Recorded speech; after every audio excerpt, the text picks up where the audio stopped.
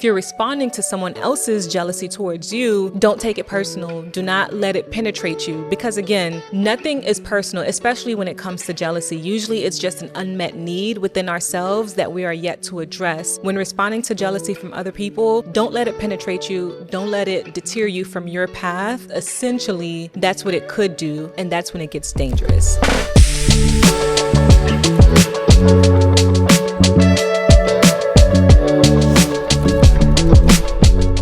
Welcome to the Evolutionofarose podcast, where we are healing, becoming, and evolving together and on our own terms.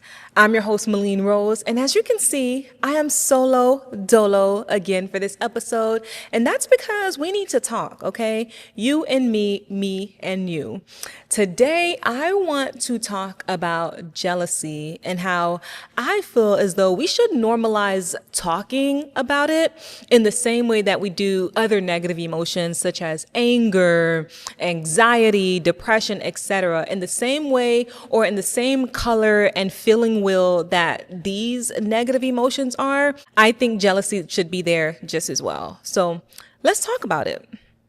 I think it's important to talk about jealousy because it's a natural emotion that we all experience. However, no one wants to name it or call it out loud because nobody wants to feel as though they're jealous, or no one wants to have to feel as though they have to respond to jealousy. Both ends are extremely uncomfortable, but as humans, we experience it just as much as we experience the other negative emotions. So why not talk about it so that way we can identify it and respond to it in a more healthy manner? It's when you suppress it that it becomes dangerous and it becomes envy. And that's just territory we don't want to go down, okay? So let's talk about it so we can identify it and properly heal and respond to it in a healthy manner. Let's talk about identifying jealousy within ourselves first. So I would say for me personally, my natural disposition isn't jealousy. However, I have had moments where I have felt jealous, and when I reflect as to why, I realize because there was an unmet need of mine where I wasn't necessarily getting what I wanted. So for example, I remember at my previous job, it was promotion time. We were all up for a promotion. My coworker got the promotion instead of me. And while I was happy for her and I was excited for her, I found myself being just a tad bit jealous because I wish that was me, And I think that's okay because I identified the emotion within myself and I responded in a way that was still supportive, opposed to a way that would ultimately sabotage her progress or her promotion. You know what I mean? So ultimately, when it comes to identifying jealousy within ourselves, I think it would be great to be able to identify it really quickly within ourselves so that way we can respond in a way that's more productive and it helps the relationship maintain its course. And I honestly have other examples of that, but ultimately it's just an unmet need. So when people be like, "Oh, you think you're better than me?" When people use that term, just know it's coming from a place of jealousy, especially when you're coming from a sincere place. You know what I mean?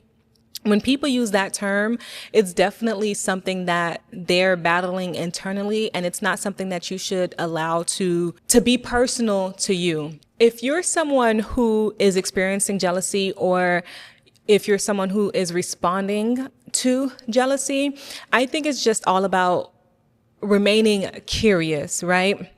Within yourself, first and foremost, remaining curious to understand where this emotion is coming from and truly get to the nitty gritty of that emotion and address it so that way you can move forward.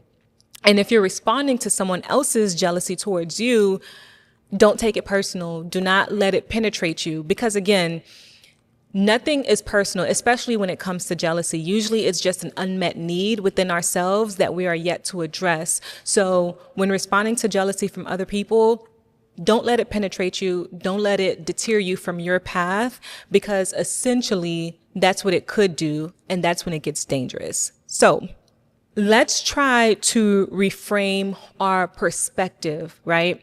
When we see someone else winning, or when we see someone living with the things that we desire, instead of feeling jealous, why not try to reframe that perspective or that feeling into inspiration, right? Because there's so much more life in inspiration. You can learn a lot from someone who has something that you desire. So instead of being jealous, try to find the inspiration in that. And also know that if God can do it for them, just know that He can do it for you as well. All right. I was just here to start off this conversation of talking more about jealousy. There's so much more that we can talk about, but let's continue it in the comments. Okay. I want to know, do you think we should normalize talking about jealousy the way we do other negative emotions such as anger and sadness and anxiety? And also, too, how do you usually respond to jealousy? Let's continue this conversation in the comments. And if I didn't make myself clear before, allow me to do so now.